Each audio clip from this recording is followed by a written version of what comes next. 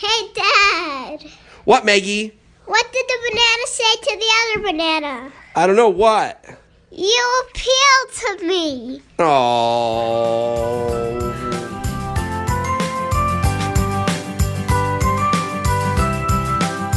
Hello, everybody, and welcome to Engage, a family gaming podcast. This is episode 141, and my name is Stephen Duetzmann. I am your host, as always. This is a very special episode.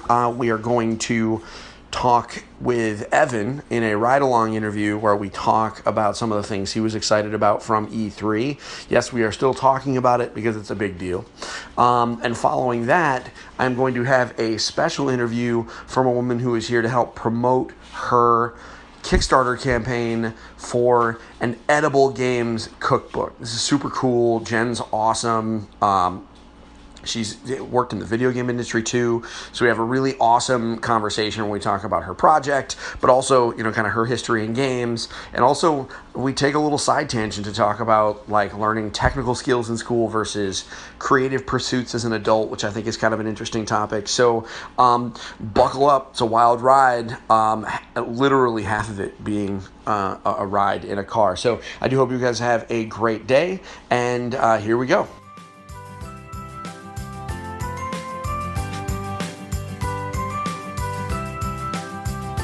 Hello everyone, this is Stephen Duetzmann. I am the editor-in-chief of EngagedFamilyGaming.com, and this is a ride-along discussion about E3 2018. We are about a week out from when I came back from the show, and this is the first opportunity that Evan and I have had to talk about how he felt about the show.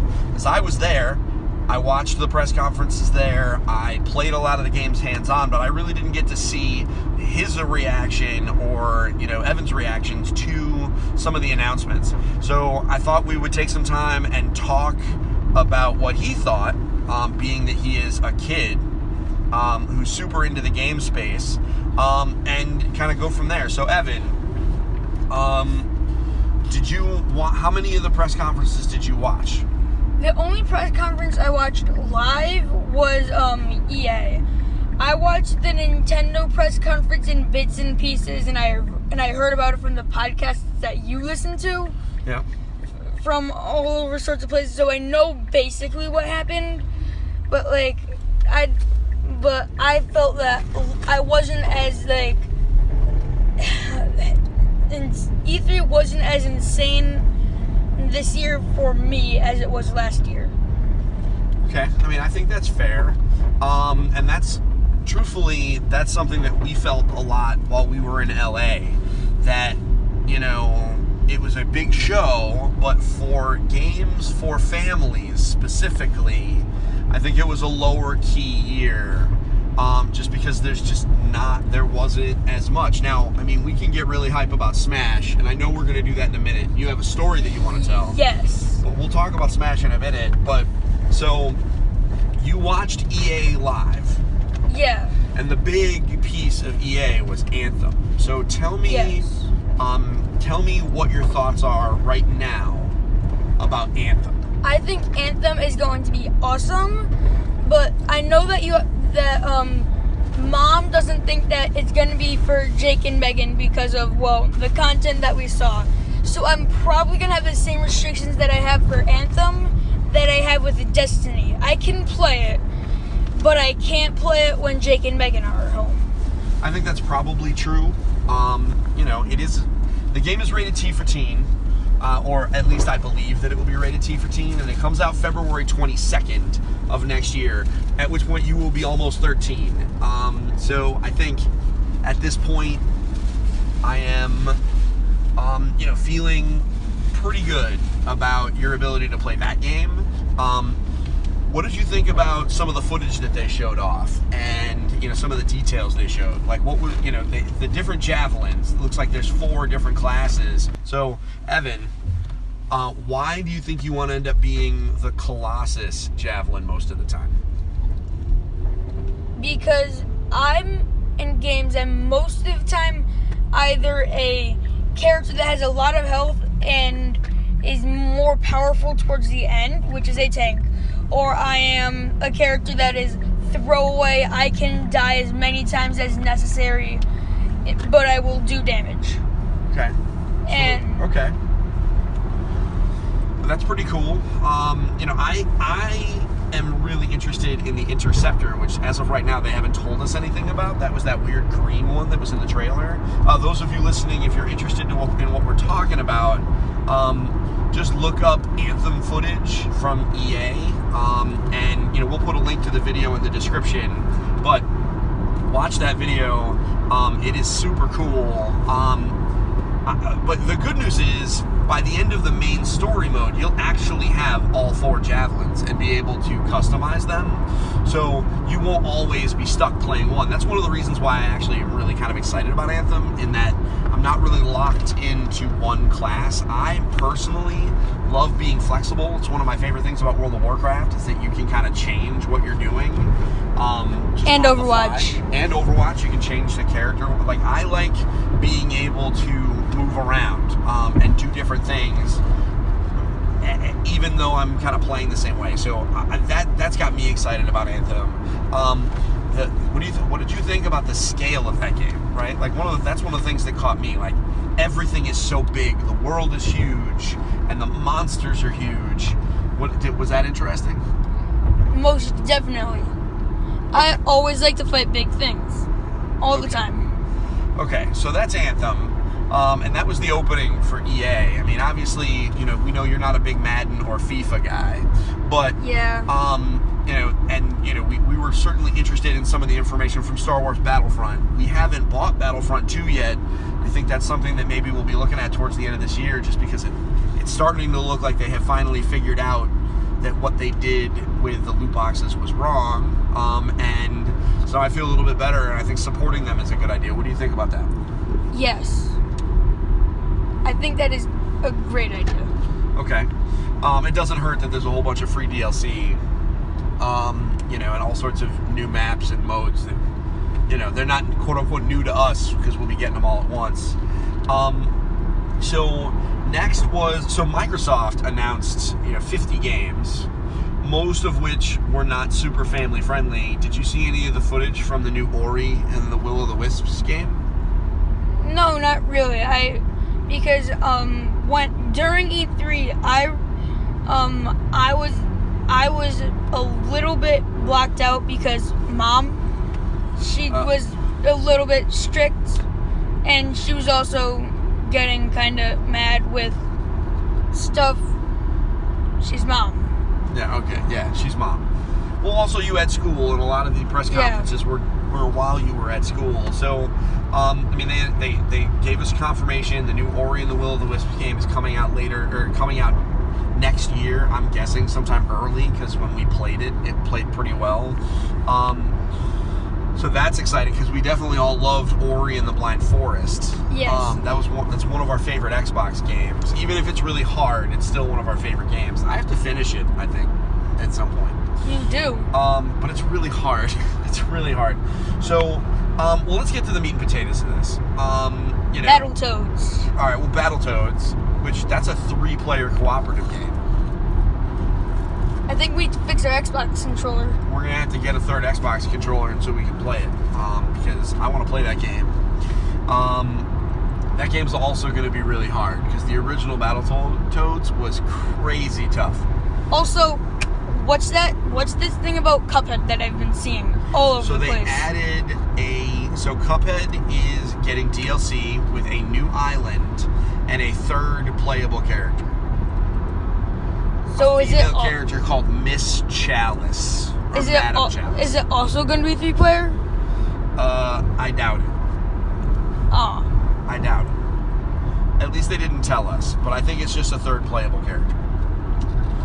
So, well, let's go to the chase. Let's get to Nintendo, because I think Nintendo really did the best work for families. And I think it really comes down to they confirmed the information about Smash Bros. Ultimate. So we know all the characters are back in it. So you told me that you had a story that you wanted to tell on the podcast about watching the Super Smash Brothers Ultimate reveal, you were in a class that was not really doing anything, so everyone was just independently using the computers. Yeah. You went on YouTube, you brought up the Nintendo presentation. Yeah, I started watching it. I was convinced that it was later in the week. I didn't know when it was. I thought it was like on Wednesday. It was Tuesday. There was nothing to do. It was it was the last class of the day. I was about to get on the bus. So, I halfway through the class, I decided to I went onto YouTube and I saw, and all over the place, because YouTube knows what I watch, all over the place it was Super Smash Bros. Ultimate. Super Smash Bros. Ultimate. Pokemon. Everything like that. I clicked on Smash Brothers because that's more important to me. I was watching it, I was like, okay, it seems like the same. The order, like, Mario, other people. And then they revealed, and then they showed Ice Climbers. While I was watching that, the whole class was dead silent. I was watching with headphones, so I didn't know that. When they showed Ice Climbers, I literally freaked out. I thought I was being quiet. Apparently, I yelled. I said, "Oh my God!" I thought I was being quiet. According to everyone else, I was yelling at the top of my lungs. I guess the volume was too high. Everybody was looking at me, and they just kept going on with everything, and I kept getting really excited. No one understood why, and still, after I explained it to them at the end of the class, they were like, "I don't get it. Why are you so excited about Smash Brothers? It's just a video game." Well, they just don't understand. So tell me, you watched the announcements. What specifically about Ice Climbers got you so hyped? It's because when we played it on the Wii, I didn't really play it, but I know how attached people are to those characters like Snake and Ice Climbers and everyone else. Then everyone was a little bit mad when they didn't bring them back in Smash 4. Yeah. And I went to someone else's house and I was like, I'm gonna play a character that I've never played before. So I played Ice Climbers, and I really liked them. How come? I don't know. It's just fun. Okay. I also had no one else to play because I didn't have Cloud. Okay. Well, so for those listening, Ice Climbers are, it's what's interesting about Ice Climbers is that it is a pair of characters. So you play as two characters that kind of follow each other around on the map. They use team attacks.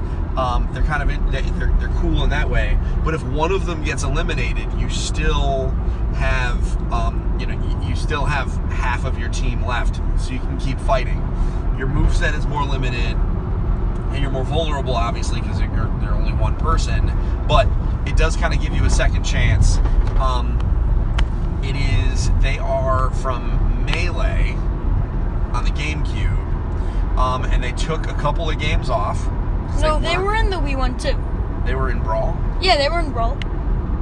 Okay, so they were in Melee, which is on the GameCube, and they were on Brawl, which was on the Wii, but they were not there for Smash Brothers Wii U, which I think a lot of people were confused by. But now they're back. And this is the big key, every character that has ever been in a Smash game is in Super Smash Bros. Ultimate, which is really cool. Like you said, a lot of people are very attached to characters that were gone. I had a conversation with the guys from the Family Gamers, and they remember how they were big fans of Pichu on Smash Melee. Isn't Pichu overpowered? At sometimes? I don't really know. I'm really bad at knowing the meta with Smash because I've never really played it competitively. Isn't it the Meta Knight? Don't be like that. So I don't know the meta game for what characters are better than others generally in Smash games because I play very casually. In fact, I'm bad at it. But I'm hoping that now that we have Smash Ultimate, and we will be doing more streaming as the year goes by, that I will hopefully get better so that we can have more competitive fights. Are you going to get better, like Nintendo World Championships better? No, I don't think I'll ever get that good, but I like the idea of getting a little bit better. So that's Smash. I mean, what other games did you see get announced at the show, or did you see coverage from the show that like really got you excited? I mean, we know that we're hype about Smash, and we're going to be talking about Smash a lot between now and when it comes out. But what other games really caught your attention? After Smash, I think that was it. I didn't even, I watched the Pokemon Let's Go Eevee and Let's Go Pikachu trailer. That was cool. Evan, so you said to me a while ago that if they put out another Pokemon game and it was Generation 1, just to make the Gen 1ers happy, you would be not happy with it because you wanted something new. Are you okay with the fact that Pokemon Let's Go Pikachu and Pokemon Let's Go Eevee are all about Generation 1, that first 150 Pokemon? I'm happy because I liked Pokemon Go and it seems like Pokemon Go plus the main RPGs combined. Okay, so this is also isn't a new generation game, right? Like this is kind of a spin-off? Yes. Okay. And so you're okay with spin-offs being focused on the original 150? Yeah. Okay. So which one of those two do you think we need to get? Both? Well, both probably isn't going to happen, buddy. Those are expensive games. So which... Because this is a good topic, right? Like, normally when they release historically, when they've released 2 copies of a Pokemon game, they were $40 a piece. Yep. Whereas now they're $60 a piece, and I don't know about anybody else listening. Send us a message or tweet at us and tell us what you think. But I think there is a world of difference between $80 and $160. Yeah. Or what am I saying? Between $80 and $120. And even more, if you're going to get both games and you want a Pikachu and you want one of the Pokeballplus controllers, that makes it $170 for both of those Pokemon games. That's almost $200. That's an entire Nintendo 3DS XL. Yeah. Right there. So I think a lot more families are going to have to choose this time around. Hey, Maggie, you're sitting in the back seat. Which one of those do you want? Do you want Pokemon Let's Go Pikachu or Pokemon Let's Go Eevee? She's tired. So what did she whisper to you? She said she wants both of them. But if we have to choose, because then again it does have local co-op. Yep. I think we are going to have to get Let's Go Pikachu because Mom likes Pikachu. Yeah. Megan likes Pikachu. We all like Pikachu. I want Eevee too. Megan wants Eevee, but Megan, if we only could get one of them, which one? But you can only get one. Okay, so she's pretty insistent on both. That's probably not going to happen. But like I said, I think I want to know what the audience thinks.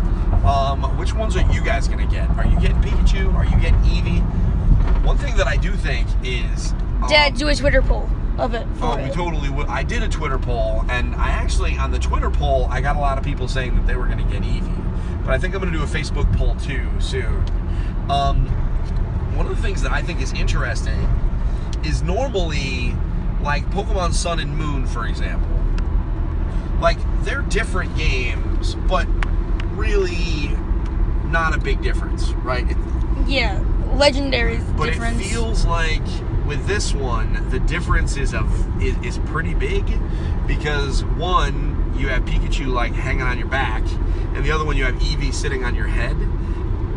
And it really is like you have to declare your allegiance to one of these two mascot Pokemon. Well, that's also... And I think that's going to be kind of tough.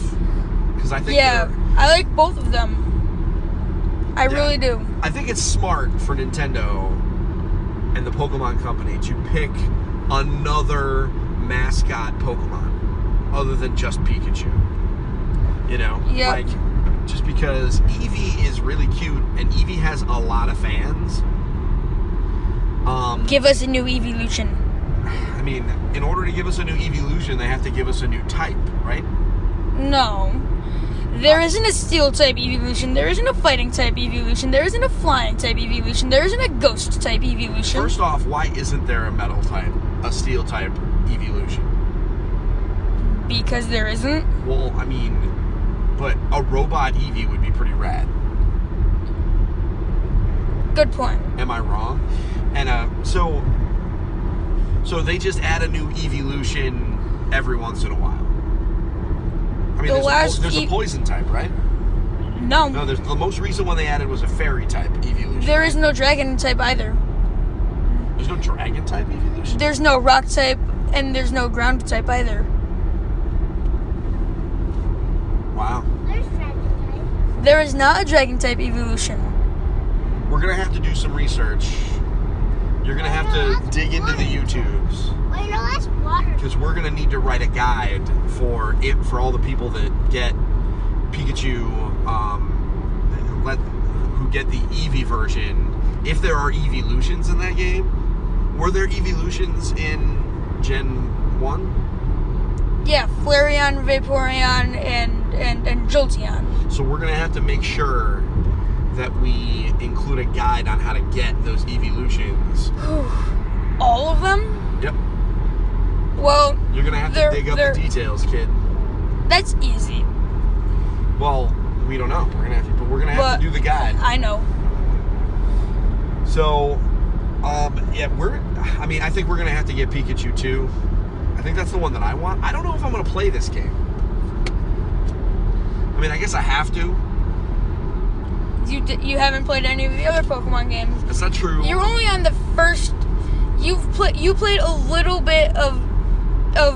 No, you almost beat Pokemon X, but then Jacob decided he wanted to do a Nuzlocke, but so then he failed to do his Nuzlocke, and he decided to catch multiple Pokemon on the route. And well, okay, so Nuzlocks are a complicated animal. Yeah. So, alright. So, that's our discussion so far. Obviously, everybody should keep their eye on engagefamilygaming.com for more information. Evan is on summer vacation, so he's going to be helping make some more content for the site and help things. Yep. Because he's not at school, so we're going to give him something productive to do. So this has been our ride-along discussion for E3 2018 with Evan. I do hope that you guys have a wonderful day.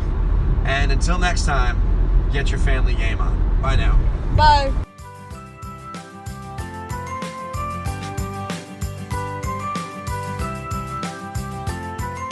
Hello everyone, this is Steven back with my special guest, Jenn Sandercock. How are you? I'm pretty good, thank you very much. First off, thank you so much for coming on our show. I know you have a super busy schedule promoting your Kickstarter, among other things. So thank you very much for that. You're here to promote, other than just talking to me, which everybody wants to do. You are here to promote the Edible Games Cookbook. You want to teach people to play with their food, which... Yes. That is an amazing, just that title of the Kickstarter campaign is pretty amazing. So before we get into talking about you, because you've been doing games for a while, done some really cool projects, tell me about it's not the game, you're making a dozen games. Tell me about your project. What is it in a nutshell? Oh goodness, that's hard to do in a nutshell. God, but I do like nuts. Anyways, it's Sorry, I'm getting distracted by food because that's what I think about a lot of my day. Because the Same, games that I make, same, same. yeah, the games that I make are all about food. So interesting ways to play with food. And it's not just about like eating so that that's a reward, like you capture somebody's piece. It's about how does food inform the gameplay. So there's a range of different games for different ages, different baking skill abilities, Sure. and they're all just about food, and you can't play them unless you eat them. Fair enough. And so, obviously, making a board game with food and then shipping it around the world would be a giant logistics nightmare. So as a result, you're making a cookbook. And this way, I mean, you're giving people, not only the games themselves, but the experience of making them, which, as someone who knows a number of people who bake and who, and my wife loves to cook. You can't see me super well, but trust me, my wife loves to cook. And so no, that's half of the process, sometimes more than half of the process, the ability to just make it and enjoy making it and really experiencing people enjoying your stuff. So to a degree, that's just, you're giving people more than just a game. Not to diminish game creation, but I think that's a really neat thing, right? Everyone who listens to this show knows that I have huge respect for people who make games because it's super hard. I'm too dumb to do it. So so you're taking it a step farther. You're teaching people how to really kind of bake and kind of enjoy that experience all at the same time. Yeah, definitely. And I'm trying to make sure I give people options along the way to modify it as well so that they can do a little bit of game design based on, like I'm like, this is what I think could be a great experience, but here's ways to, if you don't want to do the baking, here's ways to shortcut that. Or if you're playing with different players or the group that you're playing with doesn't like particular rules, here's ways you can change the rules a little bit to make them more suitable for your group. Sure. Because, I mean, the first thing you learn about cookbooks is they're just suggestions. Right? I mean, that's the first thing my wife told me. But she's like, oh, we don't have to follow everything. And I was like, but these are instructions you're supposed to do. And she's like, no, honey, this is how this works. So I imagine that that's going to be the same in a lot of the houses that back this. So you're cruising along towards the finish line. I'm hoping by the time that this comes out, I'm just gravy. I'm so that's my hope. I know you're crossing your fingers. I'm allowed to curse things because I'm not actually involved in the campaign, so I can say all the gushy positive you're gonna do it things. You still have to stress about it. I'm sorry.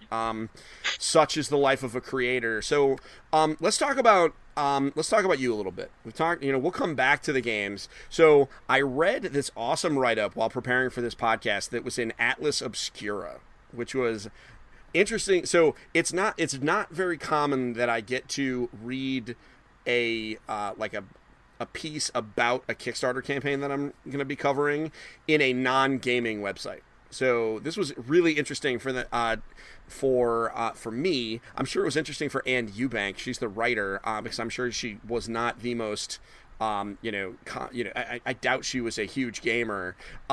Maybe she is. I don't know. She doesn't really talk about it, but it must have been a really interesting experience for her, seeing she looks like she's a foodie. So, it said some stuff. So you are Australian. We all figured that out as soon as you started talking. And you were a mechanical engineer, computer science. So you've got like a real techie background. Yeah, I do. And you're making a cookbook. That feels like a voyage. It sounds, and I'm not insulting it. It sounds like there's a voyage that you've taken.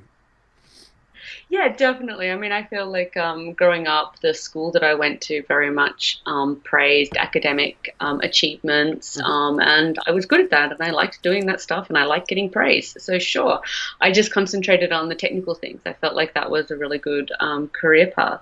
And then as I sort of went on, I sort of felt like it was less and less for me, and that I wanted to do something a bit more creative.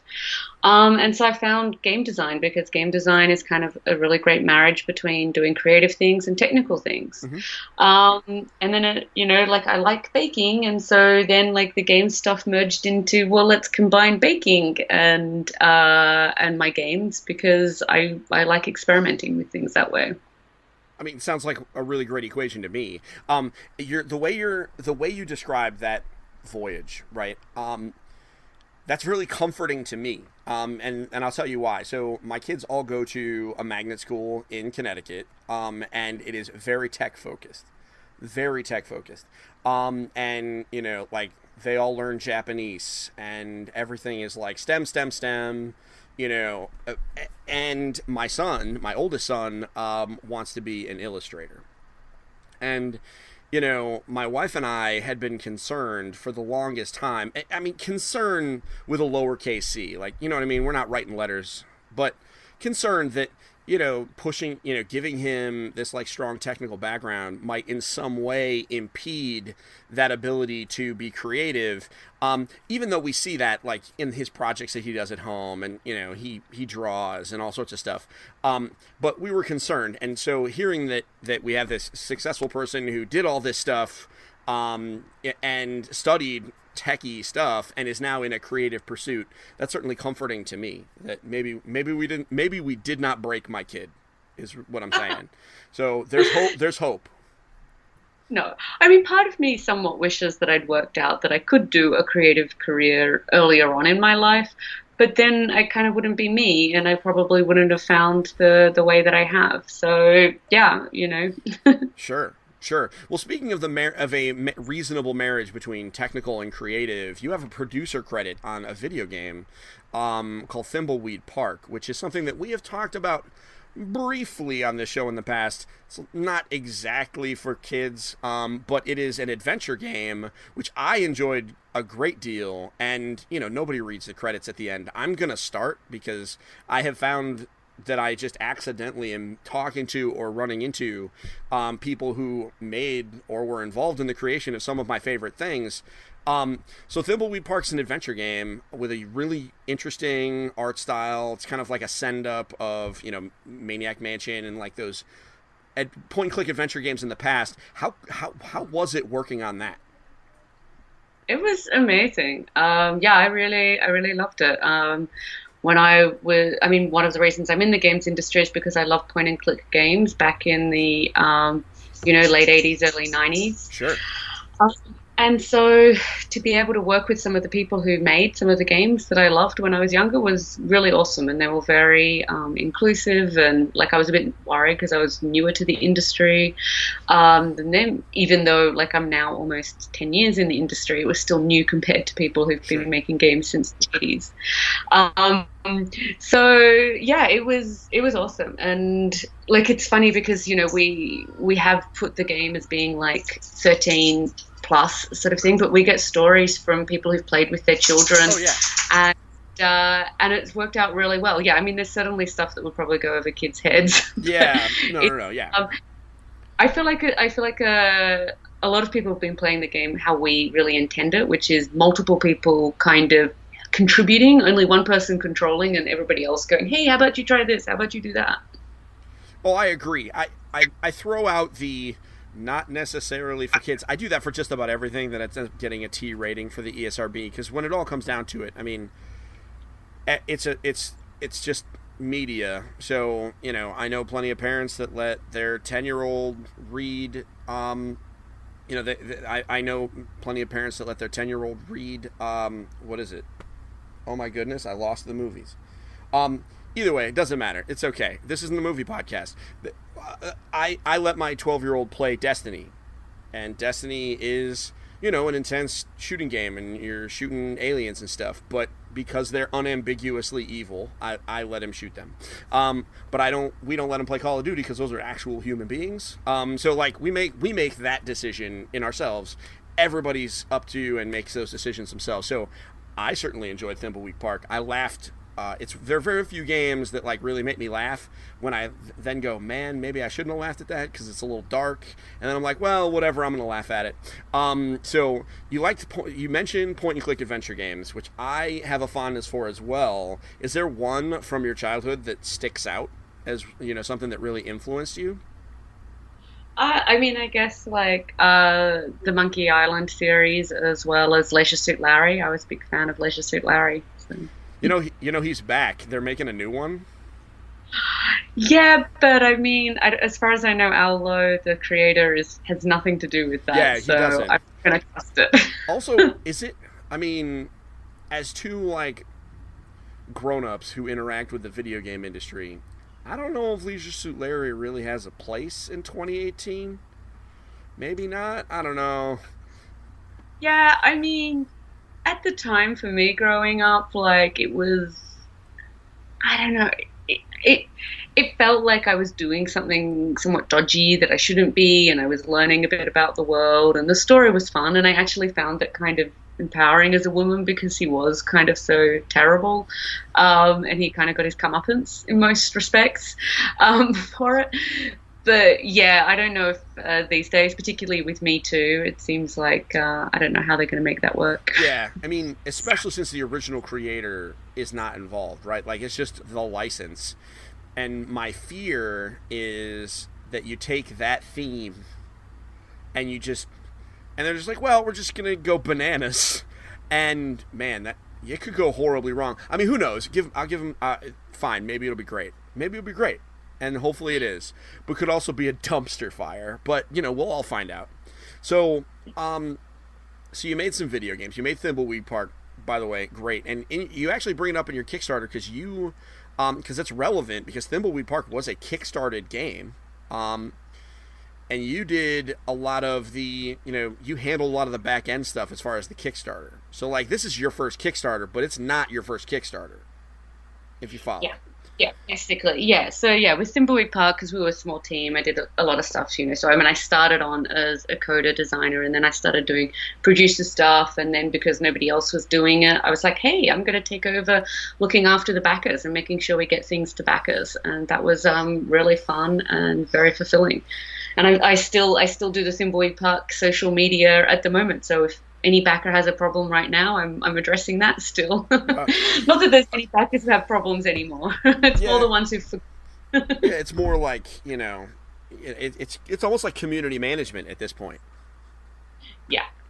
Which, yet another creative hat that you have to put on, because community management is like part-time content creator, part-time project manager, part-time customer service, part-time logistics manager, because at one point you were probably basically just a UPS office at your desk. Well, we got Fangamer to do the fulfillment. Oh, you did. All right. Yeah, we didn't do fulfillment ourselves. There was like 17,000 backers. There was no way. I mean, a lot of that was digital, but we did have a lot of people getting boxes, and we couldn't do that ourselves. Fangamer do it. Well, hey, you know what? Good. I mean, you had to deal with them though. So, but still, but they were pleased. I loved dealing with. Oh, they are good. They're good. Oh yeah. My only experience with them is like booths at PAX East, and they're always super nice. But I know that's not actually them. It's like, I'm sure locals that they hire. Not a lot of that is actually them. So because I go to PAXs a lot, and the team is there behind the scenes or selling stuff. Well, yeah. Then here I am just talking out of my rear end. I don't know what I'm saying. Listen, guys, my whole credibility is shot. I don't know what I'm doing. But hey, they run a tight ship. Every time I go there, everything's running smooth. And considering it's at a PAX where just everyone is just everywhere all at once, I can only imagine them handling that stress. So, all of that stress has absolutely, and all that creative work on Thimbleweed Park and other things has absolutely prepared you for running your own show. And so that leads us to the Edible Games Cookbook, which is a completely different endeavor because it's a little bit of board game design, but also you're producing with a team, it looks like, a real color cookbook. Which, have you ever worked on anything like that before? No, I have not worked on a cookbook before, which is certainly why before I launched my Kickstarter, I completed 3 chapters in their entirety to sort of learn about what's going on. And like the first photo shoot we did, I was so clueless. And even just like in the second one, I'm like, okay, I know what I need to do. And so a lot of it's like a lot of prep beforehand. So the very first meeting I had with my photographer, she asked me a bunch of questions, and I was just like, whoa, yeah, okay, I have no idea. And so like I went away and did some research, I spoke to her some more, and now like I know all the right questions to ask, and I know how to do the rest of the chapters. Well, one thing that anybody that might have concerns about this campaign should feel comfortable with is that you really have no problem just diving into stuff that you don't know and just making the best of it and making it work. I mean, that kind of enthusiasm in the face of like newness is impressive. So, so bravo to that. So so you're a photographer, obviously making a cookbook, you need a good food photographer, which, truth be told, until very recently when we started, investing in video and, stills for the website, I had no idea that there were different kinds of photographers. I just thought that everybody, I assumed that there were specialties, but I didn't know that. I figured anybody with a camera would know how to shoot anything.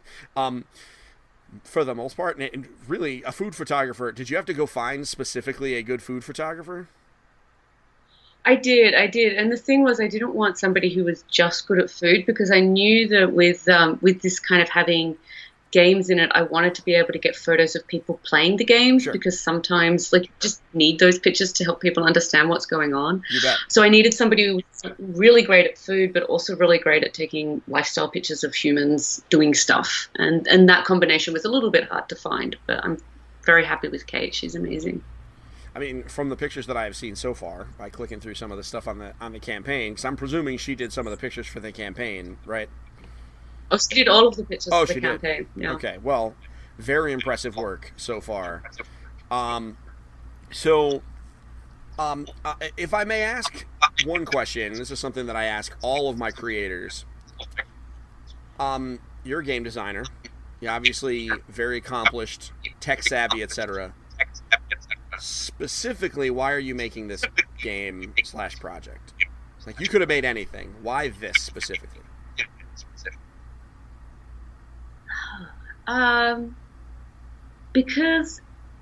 Partly because barely anyone else is doing something like this.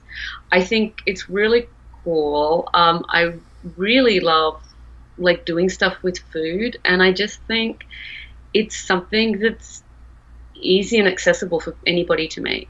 And the reason I'm doing it as a cookbook is kind of like you said, I can't really ship stuff to people. I mean, I might be able to work that out if I become some big corporate something who knows how to do stuff with physical food or whatever to send to people. And, my other options were attempting to go around to festivals and show it to people, which means, sometimes I turn up somewhere and people have food allergies and they can't play the particular version. So yeah, that all makes total sense to me. The idea of going around to festivals, let alone the food allergy thing, my thought would be man, that sounds like a slog, traveling to all these different places, setting up at a food fest. I go to 3 or 4 conventions a year, and that's a lot for me. I can only imagine if that was your entire business model. You went the right route as far as I'm concerned. This sounds like a great idea. I have done a lot of festivals. I've probably done at least a dozen festivals over the past couple of years, and I've certainly learned what works better and what doesn't, and ways to not have to bake for a week beforehand, because that's really draining. I can only imagine. I'm just sitting here shaking thinking about it. So there are 12 games in this book, and the most interesting one. This is going to sound crazy. The one that I find interesting is the one that's meant for kids to trick them into eating their vegetables. Veggieland? Yeah, Veggieland. Thank you. I think that is ingenious. Just because I imagine that there are plenty of really stubborn kids that are just also really susceptible to game mechanics, and just tricking kids into eating their vegetables in the most gamey way possible. So where did that come from? I mean, was that just a natural thing that just popped into your head while you were whiteboarding the games to make, or were you solving a need for someone? I mean, it's kind of a bit of both of those things, in terms of many of the games that I sort of started making were more dessert focused, just because that's what I'm most comfortable making myself. I'm not as good making main meals for people. Sure. And also because anything, a lot of savory things like biscuits, they can sit outside for like ages and not need refrigeration. And so anytime you start adding anything else in, maybe you've got time issues with like the stuff going off. But I knew I wanted to do something with vegetables, and then, talking to kids and having, like, when I was a kid, I kind of hated a bunch of vegetables, and I just went, I really want a game that encourages kids to eat vegetables. And so, I just created a game around that, and I made sure that it was never like forcing kids to eat their vegetables. Like, at any point in the game, you can choose not to move and not eat whatever vegetable it is. If you really, really hate the next one in line, you're just going to get to the end more slowly. So it's kind of like a trade-off for a kid. Do you want to eat this thing that you don't like and progress, or do you want to sit and wait for something that's going to taste better? You just gamified eating vegetables. I mean, I can't get mad at that. I also love just the I'm looking through some of the pages that you put up in the Kickstarter, and like when it rates the difficulty and it's like these little colored oven mitts, it's just super adorable the way the graphic layouts work. So there's 12 games in the book. So have you done like a lot of testing for all of them with kids, or are there some that are, kind of adult dinner party kind of things? What's your philosophy on that? So where I am at the moment, I don't have access to a lot of kids to torment. Sure. Play. So they definitely have been more focus tested with adults and stuff. Sure. But I have had chances to play with kids, and going forwards with the book, I definitely want to try to reach out to more children, more parents, to make sure that what I'm, for games that are specifically targeted at kids, that they work for kids. Awesome. That sounds great to me. From what I can see, I don't think there'll be a problem. I part of me was just hoping that there was some story of a kid that just was doing something crazy, but because kids do crazy stuff. But so recently I was in the Netherlands playing Taste Bud is Blind, and that was like, there was some kids there, and that was fascinating to see. Like, I got two groups of kids coming through that I can particularly remember. And one was like a brother and sister, and they got the sister got so excited about stuffing weird things into the brother's mouth. It was fantastic. And then another group came through, and the kid who was like supposed to be eating all these different things, he had one, and it was like, everybody had been very nice to him and given him very nice flavored things, but he just like refused to eat the next one. He's just like, nope, I am done here. So it was just kind of interesting to see the range, so some kids are like, this is out of my comfort zone, but I'm going to give this a try because this is fun, or I can torture my brother or sister. And then other kids, maybe you need to adjust the rules a little bit more to make them more comfortable with it. Sure. Well, that's as it is with most kids, just because, when you depend on it, things go awry with, especially when dealing with kids. It's kind of like making movies. Playing games with kids can be tough. Now, I read a number of write-ups, Shut Up and Sit Down, and, some of the other ones, and everybody kept coming back to the Order of the Oven Mitt. So this feels like, of the games that are being shown off in the Kickstarter campaign, this looks like the most gamey, quote-unquote, game there is. This is, almost like an abstract strategy game where you build the pieces, and as they are captured, you get to eat them. And this is a 3 oven mitt difficulty, which I'm guessing means that it's pretty tough. How did you? So it'd be impossible for me because I'm terrible at cooking / baking. I'm sure for you it's a nothing. How did you prototype this and go through it? Were you baking just every day, or did you make cardboard bits just to get through it and just say, "Oh, I ate this"? Yes, part of the reason that game shows up a lot is because it's probably been around a bunch, and I've shown it at a lot of festivals, so a lot of people have been able to actually play it. I actually created it in the Global Game Jam 2 years ago, so that's where you have to make a game within 48 hours. Mm-hmm. And yeah, I'd spent a lot of time brainstorming. The version that I ended up with, I prototyped a bit with cards, and that kind of worked. And then I just started baking and writing the rules on the bus into the venue and stuff. And it turned out that it worked really, really well. So, yeah, I mean, I think what's interesting for when people play it is they're sort of like, oh, okay, yeah, sure. It's like chess, and I'm just going to eat the thing that comes out of it. They don't, like once they start playing it, they go, oh, actually, there's a lot of strategy here, because the strategy is really, hey, I have different food preferences to you, and that really matters in terms of what you want to attempt to capture and whether you're going to be mean to the other player to take away what they're trying to aim for or get it closer to them. Awesome. So at what point did you know this was eventually going to be made out of food? Like minute zero, or was this... I was minute zero. So, yeah, I mean, I went into the Global Game Jam knowing I wanted to make an edible game. So I'd already started making a couple of edible games at that point. Oh, okay. And I was working full-time on Thimbleweed Park at the time. So I was like, oh, well, look, I'm going to take a weekend. I'm going to make an edible game. We'll see what happens. And it turned out it was really awesome. So That's what I mean. It looks that way to me. I mean, you did win there was an award that you got from the Indiecade. At least that's what the campaign says. Which is, it does not really surprise me now that I see it. It's just crazy. This whole idea of a game jam, and if we could like pause on that for a moment, because I think that's something we haven't talked about on my podcast for a while. So newer listeners. So a game jam, tell me if I'm crazy. This is where a bunch of lunatics get together, and torment themselves over 48 hours and make a game. So the way I approach game jams is not to torment myself. I say, okay, I'm going to sleep minimum 6 hours every night, if not 8 hours a night, and maybe I'll sleep in the mornings. I don't care. And I'm just going to make a game within like way less than 48 hours, basically. Okay. So because if I kill myself and like I've got a full-time job, I'm never going to survive on Monday. It's just not worth it. So I just do it a bit more casually. So you are, thank you, my son, for slamming the door at the top of my office.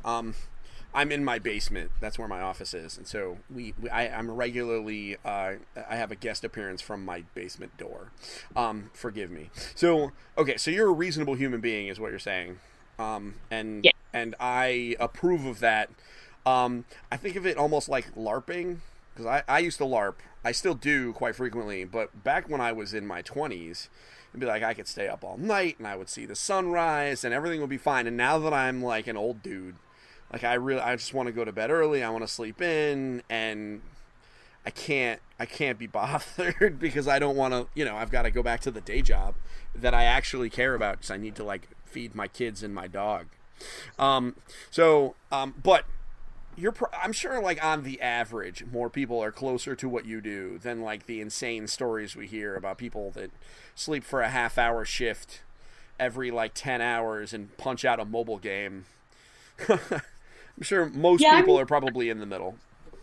Yeah, I've done a lot of game jams, and there are the crazier people, and like often they burn out and they don't end up making anything that they're happy with, and they just struggle to survive afterwards. So yeah, earlier this year I actually did an even more intense game jam compared to normal. I did a train jam, which is where everybody gets on a train in Chicago and catches the train to San Francisco, and they have to make a game on the train. I heard about that. I think it's super cool that I'm talking to someone that was on it.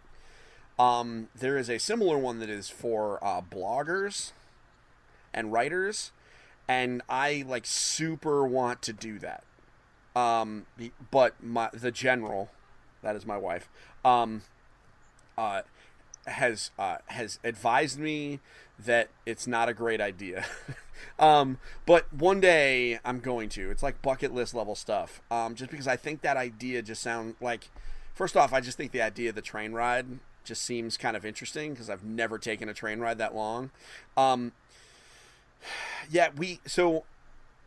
funny story. So I went to E3 last year for the first time, and my business partner looked at what it would cost time and money wise to take the train from Connecticut to LA. And we figured out that it was insane because it saved like it ended up saving like $50, and it was going to take like a week to get from, just because of all the stoppages and all the, whatever. And so it really wasn't any help at all. And so, but I desperately want to someday. Someday I will. It's going to happen. But I just like the idea of that, of the train jam. So did you have, like, when you were there, were you in one of the cars where there was like a bed, or was it just like a chair? Like, tell me about this train jam. I'm super curious. So there's options, right? Like, so they book out the entire train, so it's all just game developers. And there's some like coach class people who are like sitting in chairs. There are some who are in slightly small little rooms that can either be chairs or a bed. And then there's slightly larger rooms as well. I ended up being in one of the slightly larger rooms. Like, there was no way I could do it in a chair because it's like 52 hours or something, and I am too old for that. So, I mean, it kind of blew my budget. I may not be able to ever do it again, but it was an amazing experience. So, hey, listen, I mean, sometimes experiences are worth it, so I will not question that. That sounds awesome. So did you make one of the games that's in the cookbook? Yeah, so I made Taste Bud is Blind on the train jam with a group of other people. Oh, how awesome is that? It's really great. Now, the fact that the train is just non-stop game developers, it has to be kind of an interesting environment for, like, networking and stuff, too, right? Like, I mean, you're meeting people, or are you just so heads down on your project that... No, I mean, so I wasn't very heads down on my project. Like, partly I was like, hey, I really love train trips. I want to look out the window, and the rest of my team were also on board with that. We were all like, yeah, we'll try to do a bit of work for a couple of hours, and we'll go have lunch, we'll go look out the windows, and then we'll get back together later. There was a lot of opportunities to network and chat to other people. I volunteered to be like a mentor for some of the time, so they have this whole schedule so that there's always somebody around who can help out with any issues or offer game design advice or whatever that person's expertise is. So that was really fun. I got to meet some nice people that way. Awesome. So, man, I did not know you went on the train jam. I did not read that anywhere, but I am so glad that we got a chance to talk about it ever so briefly. I think that idea is just so cool. I mean, the train trip thing, I think there's just something like, it's got to do something to your brain, just seeing the countryside just fly by as you go. It's got to be neat. I'm going to do it. I'm telling the audience I'm going to do it. And if I record a podcast every day while I do it, then it's a tax write-off. We'll just, right? Isn't that how that works? I won't get in any trouble with the government for that. It'll be fine. So, anyway. So, while making this, so you're making the cookbook, you've started working on it. How long have you been working on it? On and off? I mean, I guess I've been making my edible games for over 2 years, and I've known that this is kind of going to be my final aim. But I was working full-time on Thimblewee Park for a while, and then last summer I worked on a board game for the Alexa, which is actually just now coming out. So I was just working on it over summer. And then since probably about November, I've been working full-time on this. So, and that's like finalizing exactly which 12 games were going to be in there, working on those first 3 chapters, working on the Kickstarter campaign to make sure I had everything set up for that. It's just been a lot of work getting all of that done. So I'm hoping that I will fund, and then I can just actually keep working on the games, because that's what I'm best at. I'm not so good at this part where I'm trying to fundraise. I'm really good at making the games. So I get that. And you know what? I've talked to a lot of Kickstarter, creators over the years. Engaged Family Games has been around for about 5 years. So I've talked to a lot of creators, and that is the one part that a lot of people get kind of stressed out about, because you're a creative type, right? So you want to get heads down in the dirt, making your thing, whether it be a board game or a video game, or in this case, kind of, a board game, but more than that, because you've got graphic design and layout and, writing, stuff that is kind of extra layers on top of it. And fundraising was never part of anybody's, when we all signed up for this, fundraising was not what we ever wanted to do. I struggle with the same thing, right? Like, we have a Patreon, and, it's tough for me to, sometimes bring it up, just because it's not necessarily what I signed up for. However, so I fully empathize with those feelings, and I do. I want you to fund so you can do this and then sell 1 million books, and then you can just make another one, and you just do this for the rest of the time. That sounds great to me, because I can't wait to have this book in my hands and take a look at it. So so we've got 12 games. How do you... So I talk to a lot of creators that have one game, and it's their baby. And it's... So you have 12 games, and you had to decide on what 12 to get in there. So you have more than 12 babies here. Like, how do you narrow it down to, like, your 12 favorite children? So I guess it's like some of the ideas that I have just won't work as well in book format. Okay. So it's like trying to work out what's going to work in book format, what's going to give me a range of different games, so it's not like all games that are very, very similar. So yeah, at the end of the day, it's like I've got more edible game ideas that I want to work on, but these 12 are really great. And at some point I just had to call it and go, these are the 12 that it's going to be. And yeah, everything else will have to wait until something else happens. Sure. Really, that was kind of the answer I almost expected. But I just wanted to hear it. I didn't know, was there a game that was like right on the bubble, like at number 13, where you were like, sorry, bro, I love you. It's not you, it's me. And then just get rid of it? Well, so actually, if I fund, my very first stretch goal will be a 13th game, a baker's dozen. Baker's dozen. Oh, man, it's so perfect. Oh, I know. Man, that's so perfect. I know what that 13th game will be. So I really, really hope I not only fund, but I manage to reach my first stretch goal level. So, yeah, but other than those like ones that I have, I do have some other ideas for games. Like there was one that I wanted to do with beverages or liquids that wasn't like about a drinking game, about getting drunk. And then there was a game I was considering doing where it was like kids versus dogs, like it was a very silly game where, I guess, kids and dogs, there's a lot of things that both of them will eat. So why don't we try to play a game where we test the noses against the brains? Sure. Tell me that your 13th game is called a baker's dozen. Is it actually called a baker's dozen? No, it is. Man, all right, that's fine. That's fine. It's a lost opportunity, and as long as you admit that it's a lost opportunity, I'll accept that. Well, except you could do it with it's a game with cakes, with a cake, and you could do it with 13 layer cake. All right, so that's a big cake. That's an aggressive cake. All right, that's fine. That's fine. The fact that there's a thing with lots of cake, because I love cake. Hopefully we get to that, so that then that way I get to play it. But maybe whatever, we'll be fine. Well, here's what I really am really excited about, and tell me if this, like, when this book funds, which it damn will, it will. I feel it. I'm feeling positive. So you're gonna, I can only imagine how cool, like, some of the content that's going to come out of some of the content creation community, like on Instagram and videos, and the YouTubers have got to be going bananas. Like, to me, this is exciting just because this is a whole, like, people are going to be able to do some really neat stuff just by making your games. Are you ready for the craziness of people, like, coming out there and making... Because right now, everything is made by you and maybe, like, some of your testers. Like, are you ready for, like, the Pinterest fail version of Flavor Roulette?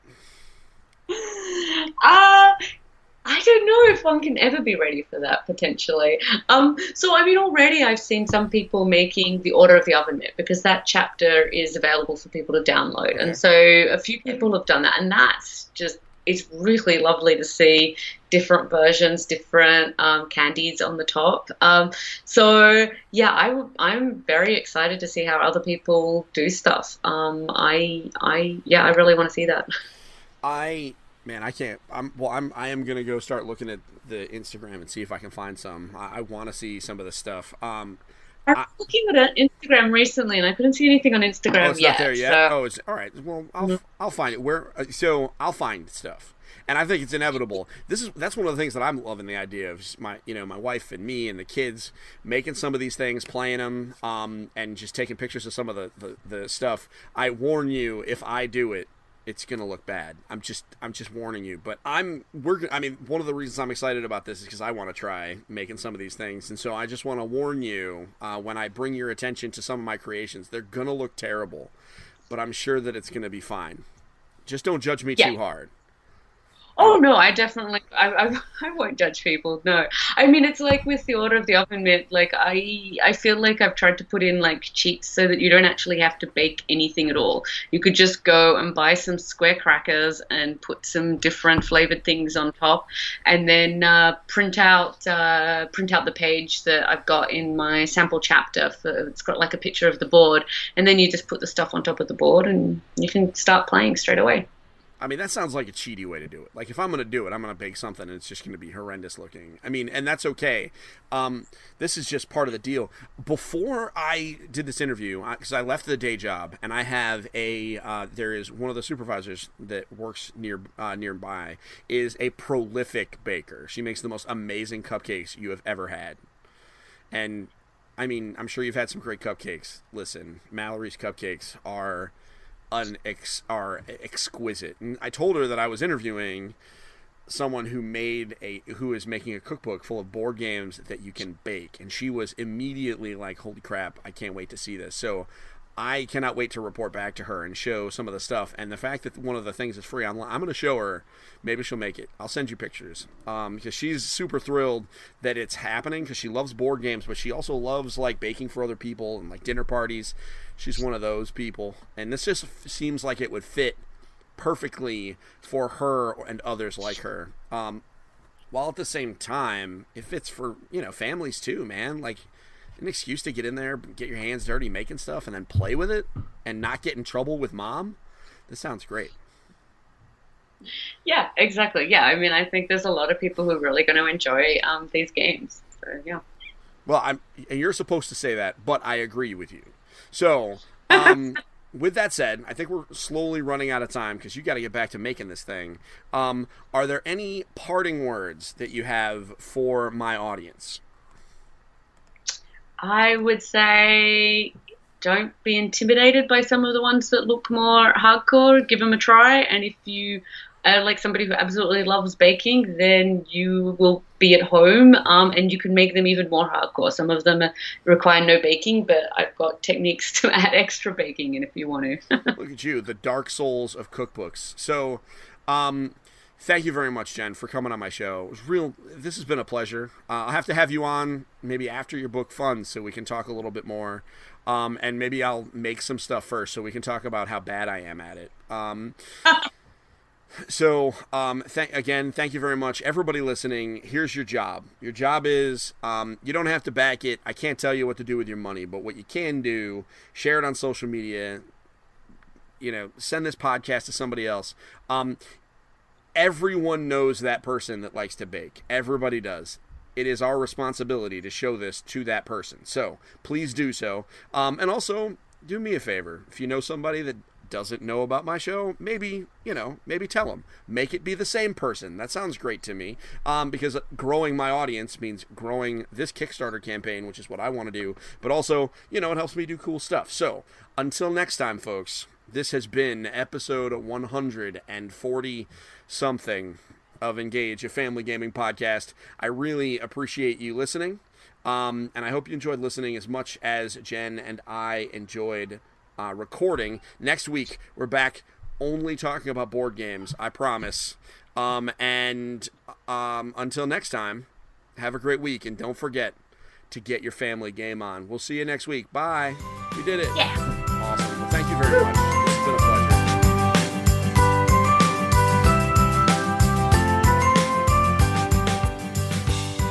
Thank you for listening to Engage, a family gaming podcast. Thank you for listening.